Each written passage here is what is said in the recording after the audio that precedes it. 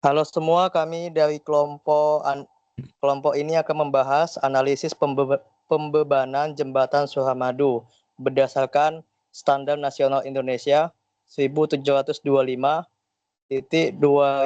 pada tahun 2016 tentang pembebanan untuk jembatan.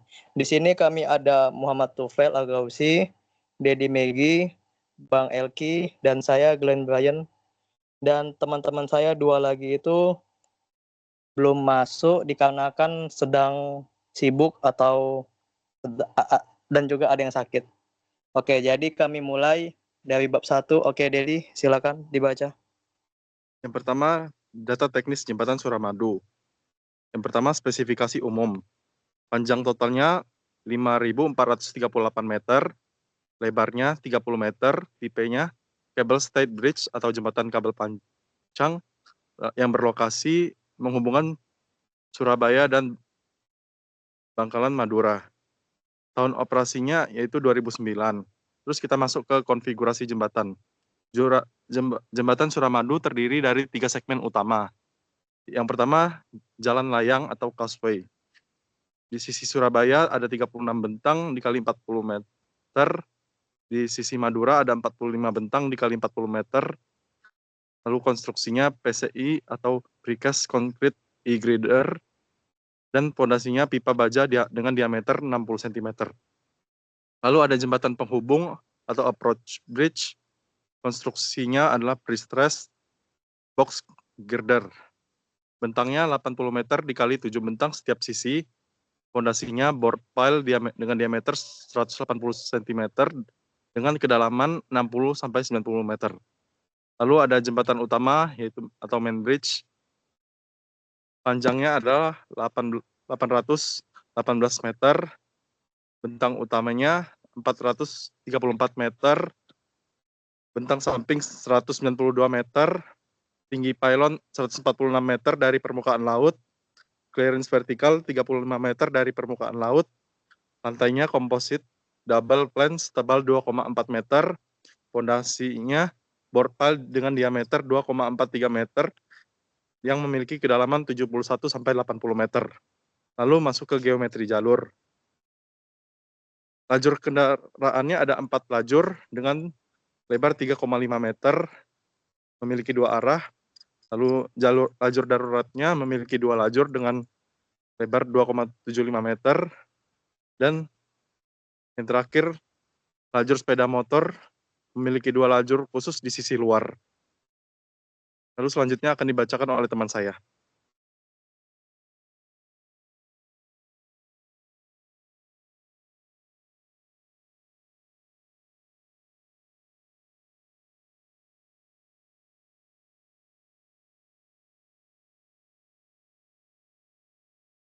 Oke, di sini bab 2 ini membahas tentang analisis beban berdasarkan Standar Nasional 1725 pada tahun 2016. Oke, jadi di sini kita membahas yang pertama itu beban mati struktur atau kita bisa singkat MS. Nah, jadi beban dari komponen struktural itu ada 5. Itu tuh lantai komposit dengan tebal 2,4 meter, kabel penopang 144 kabel stay, dan pylon 2 menara baja setinggi 146 meter. Box girder dengan beton prategang 80 meter bentang, dan pondasinya itu berpile dengan total 600.000 ton material. Estimasi beratnya itu kita memperkirakan itu material baja itu 28.000 ton, campuran beton 600.000 ton, dan total beban struktur itu ada 628.000 ton. Selanjutnya kita akan bahas beban mati tambahan atau yang kita singkat MA. Nah, beban dari elemen non-struktural ini atau beban mati tambahan itu tuh ada 4. Yang pertama lapisan aspal atau wearing course dengan 5 cm. Utilitasnya itu ada lampu lalu lintas, dan drainase. Pembatas jalannya itu berupa baril atau guardrail, dan sistem monitoring dan instrumentasi. Estimasi itu 2-3 kilonewton meter untuk wearing course dan utilitas. Dan selanjutnya kita akan bahas beban lajur atau simbolnya itu D. Nah, menurut SNI 1725 pada tahun 2016, itu tuh menggunakan beban lajur yang terdiri dari beban terbagi rata atau yang biasa kita singkat BTR dengan simbol Q yaitu 9 kilo PA untuk lebar 30 meter, untuk bentang 434 meter. Q perlu dihitung dengan faktor reduksi. Selanjutnya kita akan bahas beban garis terpusat atau kita singkat dengan BGT. Itu P-nya itu 49 kilonewton per meter atau per lajurnya itu. Jadi posisinya itu di tengah bentang untuk momen maksimum. Perhitungan untuk jembatan Suramadu itu lebar efektif per lajur itu ada 3,5 meter. Jumlah lajur desain itu ada 4, dan faktor beban lajur jamak atau kita singkat DLA itu satu lajur berisi 100%, 2 lajur berisi 100%, 3 lajur berisi 90%, dan 4 lajur berisi 75%. Selanjutnya kita akan bahas beban truk atau dengan simbol T. Nah, konfigurasi beban truk ini ada beban gandar itu 5 gandar. Beban total 500 kilonewton atau 50 ton, dan beban per roda itu sesuai konfigurasi standar nasional Indonesia. Nah, kapasitas desain jembatan Suramadu ini ada 2, beban per as atau itu totalnya 10 ton atau 100 kilonewton. Total kapasitasnya itu tuh mampu menahan beban standar jembatan kelas A. Nah, selanjutnya kita akan bahas beban rem atau kita singkat TB.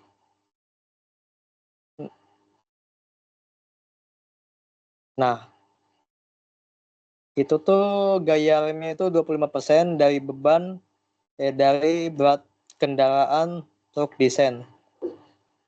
Itu tuh bekerja horizontal pada permukaan lantai jembatan dengan distribusi pada semua lajur yang dimuati.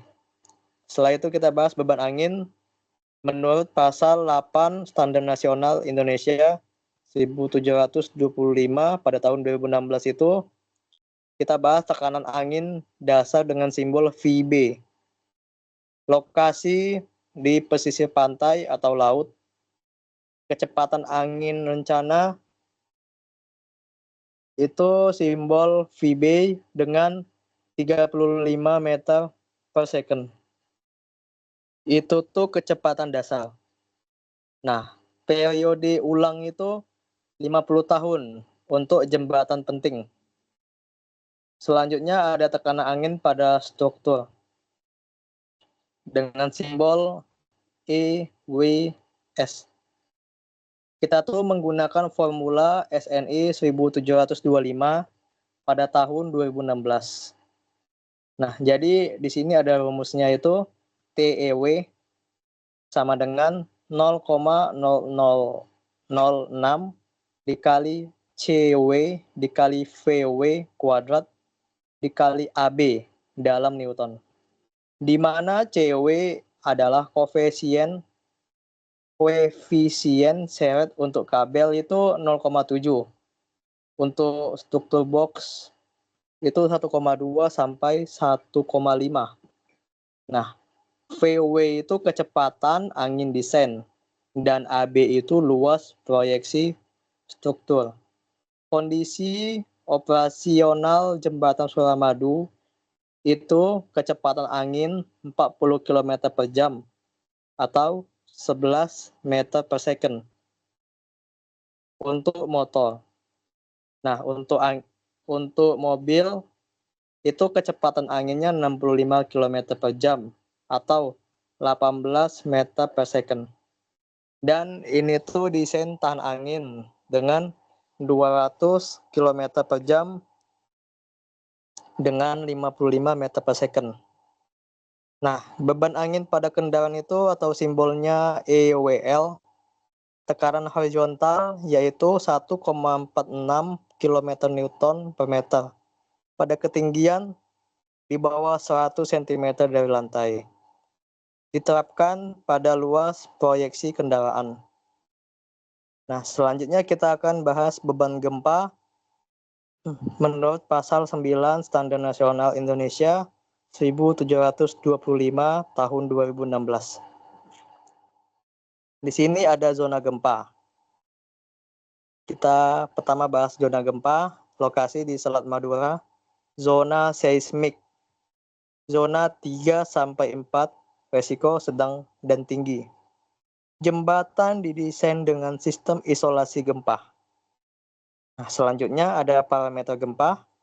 Berdasarkan peta gempa di Indonesia, percepatan puncak batuan dasar atau simbol PGA itu 0,25 sampai 0,30 gram. Kelas situs itu tanah sedang atau simbolnya SD hingga lunak dengan simbol SE. Kategori desain seismik itu C atau D. Nah, berikutnya ada gaya gempa horizontal dengan simbol EQ. Formula EQ itu CSM dikali W. Nah, apa itu CSM? CSM itu koefisien respon gempa elastik dan W itu beban struktur. Strategi desainnya itu sistem daktilitas tinggi, sendi plastis pada lokasi strategis, dan pylon didesain untuk menahan gaya lateral besar. Selanjutnya, pembahasan terakhir saya itu ada beban lain-lain. Kita bahas beban temperatur dengan simbol ET. Variasi temperaturnya itu di atas 15 derajat Celcius dari rata-rata. Efeknya itu ekspansi atau kontraksi struktur. Sistemnya itu expansion joint pada setiap segmen. Nah, selanjutnya ada pengaruh getaran atau resonansi. Yang pertama ada wire tunnel test dilakukan di LAGG Serpong pada tahun 2003. Nah, selanjutnya ada uji modelnya itu section model dan full model. Parameternya itu skala kestabilan, aerodelastik, kenyamanan, dan beban steady. Selanjutnya ada beban pejalan kaki. Jalur khusus laju motor dapat dikategorikan beban ringan dan Q sama dengan 5 kPa untuk jalur pejalan kaki. Ini jika ada. Selanjutnya akan dibahas oleh teman saya, Bang Elki. Oke, selanjutnya kami akan membahas kombinasi beban. Di sini kami mengasumsikan ada beberapa kombinasi beban. Untuk kombinasi beban batas layannya kami ada kombinasi satu yaitu beban normal, di mana memakai pembebanan 1 dikali beban mati struktur ditambah beban mati lainnya ditambah 1 dikali beban lalu lintas ditambah satu beban angin. Kombinasi duanya itu dengan kombinasi angin di mana pembebanannya itu dikali beban struktur ditambah beban mati lainnya ditambah satu dikali beban angin. Kombinasi untuk batas ultimate-nya, kombinasi satunya itu ada 1,25 beban struktur ditambah 1,5 beban mati ditambah 1,75 dikali beban lalu lintas ditambah beban beban IM.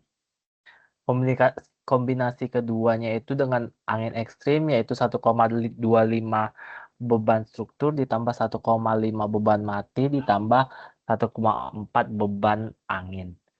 Terus kombinasi ketiganya itu adalah kombinasi beban gempa, di mana kombinasinya adalah 1,25 beban struktur ditambah 1 kali beban mati ditambah 1 kali beban gempa.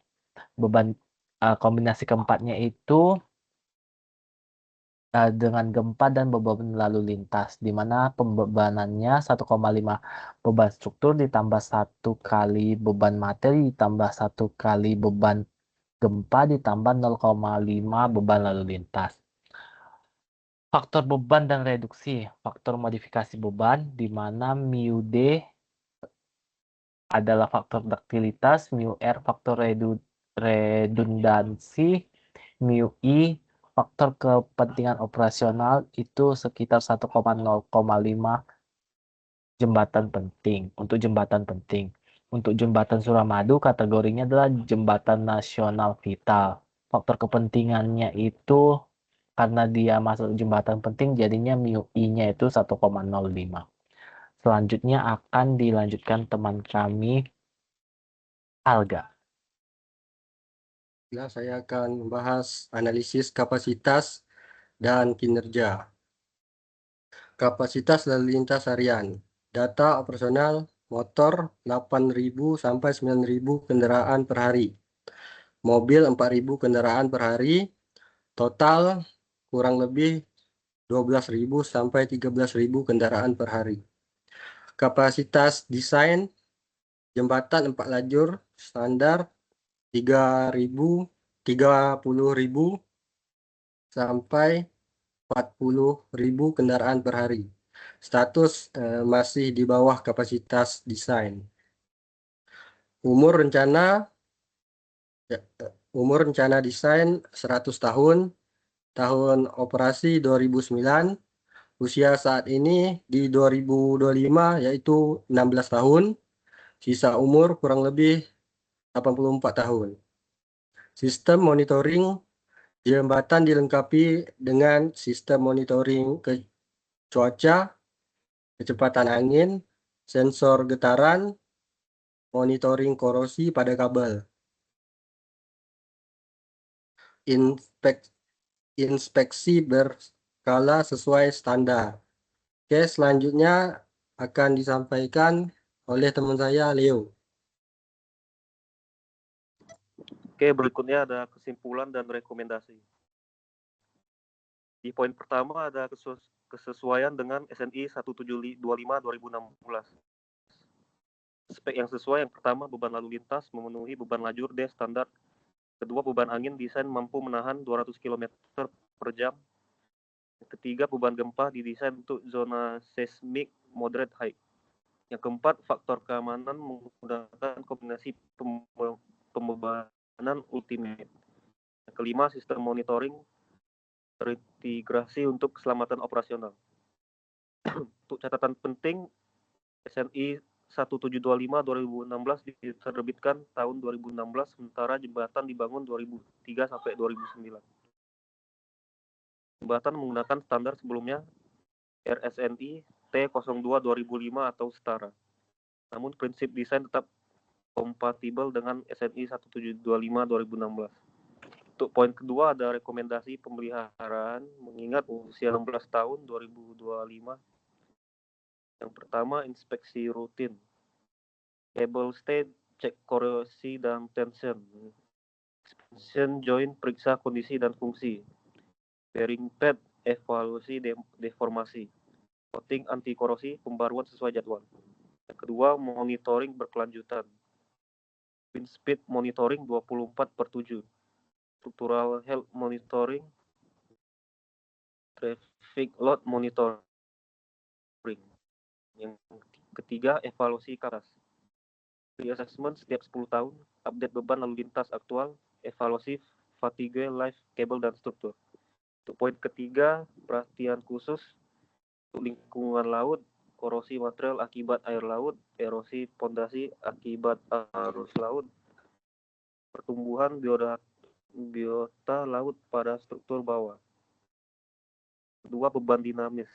Fatigue pada kabel akibat beban berulang. Vibrasi akibat angin dan lalu lintas. 3. Settlement pondasi jangka panjang.